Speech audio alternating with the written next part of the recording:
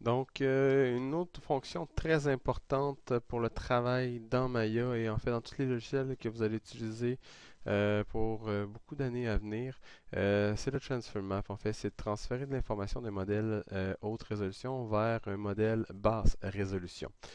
Donc, on peut transférer beaucoup d'éléments, ça serait-ce que la direction des normales, ou à la limite, serait-ce seulement que on veut avoir un shading de base qui nous aide à créer notre texture.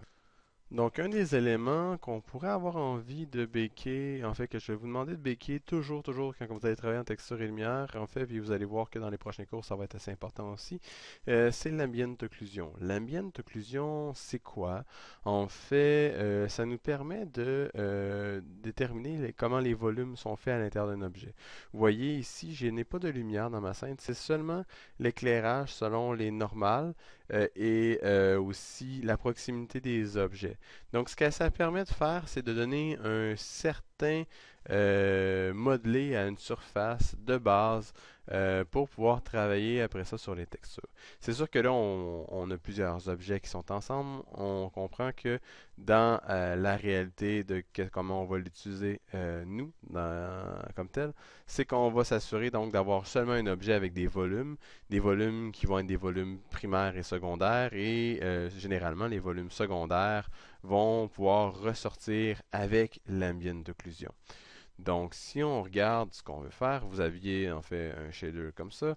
On a donc notre modèle qui est notre bas résolution. On a notre haute résolution. Et ce qu'on va faire, c'est s'assurer qu'il soit un par-dessus l'autre. Ce que j'ai fait, c'est que j'ai pris mon basse résolution et j'ai juste en fait transféré à côté et j'ai smoothé mon autre modèle. Donc en mettant les paramètres exactement par un par-dessus l'autre, on a exactement la même chose. Je vais sélectionner prime abord donc mon modèle basse résolution et je vais aller dans l'onglet Rendering. Très important, donc Rendering, Lighting and Shading, je vais aller dans Transfer Map. Donc ici, on a plusieurs éléments importants. Je vais enlever comme des choses. En fait, je vais même resetter donc l'outil pour être sûr que ce soit avec les paramètres par défaut. Donc, premier des éléments que vous vous trouvez à voir dans cette fenêtre-ci, c'est le Target Mesh. Le Target Mesh, en fait, c'est quoi? C'est l'objet qui va être basse résolution, qui va recevoir l'information. Et vous avez en dessous le Source Mesh. Donc, le mesh qui va avoir donc de l'information à transférer vers le Target Mesh. Donc, élément important pour que cela fonctionne, on doit s'assurer d'avoir des UV qui sont bons. Dans le cas présent, on a une erreur qui peut arriver souvent. Vous voyez quand même que j'ai une lame complète et que ici j'ai seulement donc la moitié de la lame qui est présente dans mes UV. Ça veut dire quoi? En fait, ça veut dire que j'ai une copie de la moitié de la lame et que les UV sont un par-dessus l'autre. On peut le voir donc en shadant les UV. Donc les UV ne sont pas fonctionnels et donc ce que je peux faire, c'est simplement refaire mes UV sur mon modèle assez rapidement en créant un planar mapping dans l'axe des Z. Et bon, c'est parfait. Et je vais aussi m'assurer d'enlever le plus de distorsion possible en faisant un petit unfold sur mon élément. Donc, je peux le placer pour que le layout soit fonctionnel. Je m'assure donc de faire en sorte que mon modèle ne touche pas au bas ni au haut de mes UV. Et peut-être là, c'est un peu excessif mon truc, comme ça. Donc, de même, je pourrais dire que c'est fonctionnel et que mon élément va être capable de recevoir l'information. Donc, ça, c'est la chose vraiment importante que vous devez vous rappeler. Vous devez avoir des UV sur votre modèle basse résolution et que ceux-ci n'aient pas d'éléments un par-dessus l'autre, c'est-à-dire que j'avais pas d'overlap de UV dans mon UV Texture Editor. Donc, retournons à nos moutons. Rendering, Transfer Map. Donc, on a ça ici qui est votre modèle basse résolution.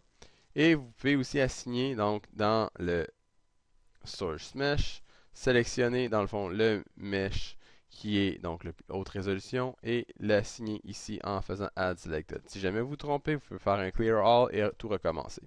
Un autre élément très important de ça, c'est que vous avez un élément qui s'appelle l'enveloppe. En fait, c'est quoi l'enveloppe? C'est la distance à laquelle Maya va chercher afin de produire la texture que vous voulez produire. Donc, dans le cas présent, on s'entend qu'on était très proche. L'enveloppe doit recouvrir un petit peu plus que votre objet à 5.8. Vous voyez clairement que mon enveloppe est beaucoup trop grande. Je vais la mettre à 0.5. Excusez-moi. Point. Ah, il veut pas, on dirait. Ah, il veut pas avec les valeurs. On va slider dans ce cas-là. Donc, on va juste le mettre à une valeur très petite. Donc, 0.5, ça devrait faire la job. Donc, on devrait avoir quelque chose de fonctionnel.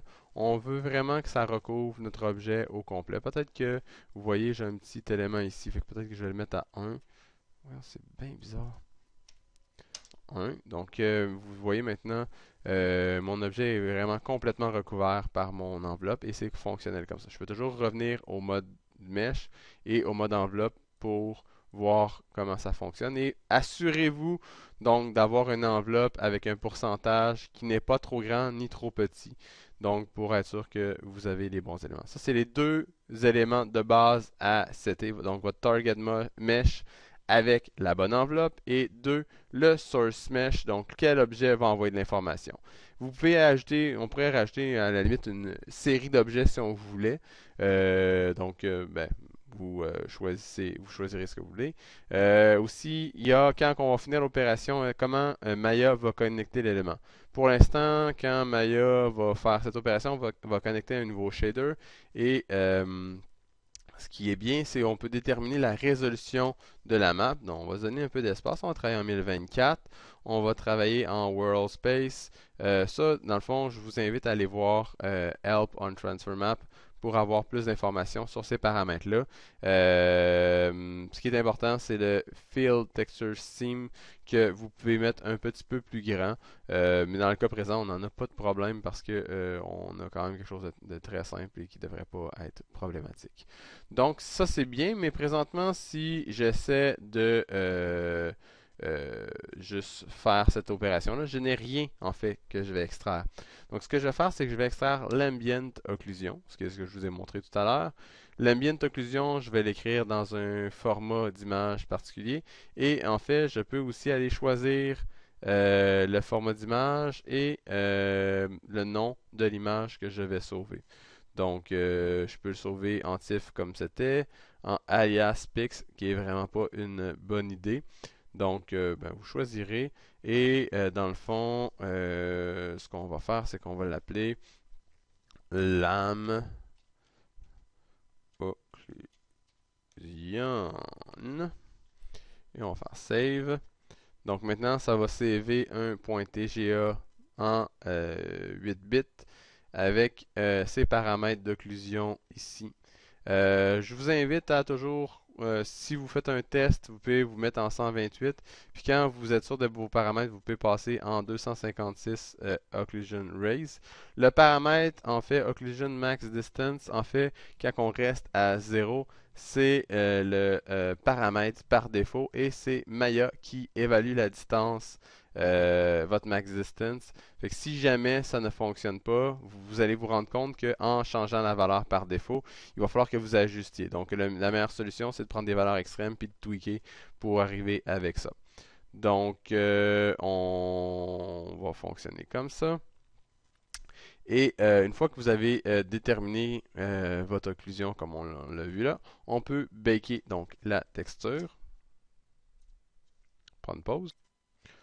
Donc une fois que ça a calculé l'ambient occlusion, ce qu'on peut faire, c'est qu'on peut retourner dans l'Upper Shade pour voir ce que ça donnait. Donc ça a créé un nouveau matériel avec un file. Donc ce file-là est donc assigné au diffuse de notre matériel comme tel. Ce que je vous invite à faire, c'est simple, c'est de déconnecter et le remettre dans la couleur juste pour voir qu'est-ce que ça donne. Donc, vous allez avoir une bonne idée de qu'est-ce que c'est et qu'est-ce que ça va manger en hiver. Là, ce qu'on va faire très très simplement, c'est qu'on va aussi cleaner les normales de ce modèle-là, juste pour être sûr que ça soit le plus propre possible. Donc, je vais juste faire commencer par quelque chose d'assez simple, donc en ayant normal soften. Et en fait, ben, vous allez voir, en fait, ça donne quand même quelque chose d'assez intéressant parce que ça a déterminé un peu les volumes. Vous voyez en fait que mon ambient occlusion est assigné donc à ma lame et qu'on a l'idée d'un volume primitif de base, un peu comment sera ma texture sur mon modèle.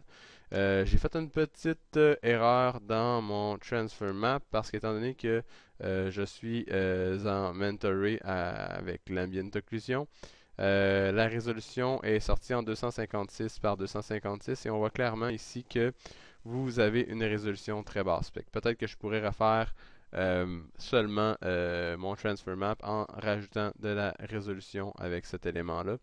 Et ben, ça fait le tour un peu du transfer map comme tel.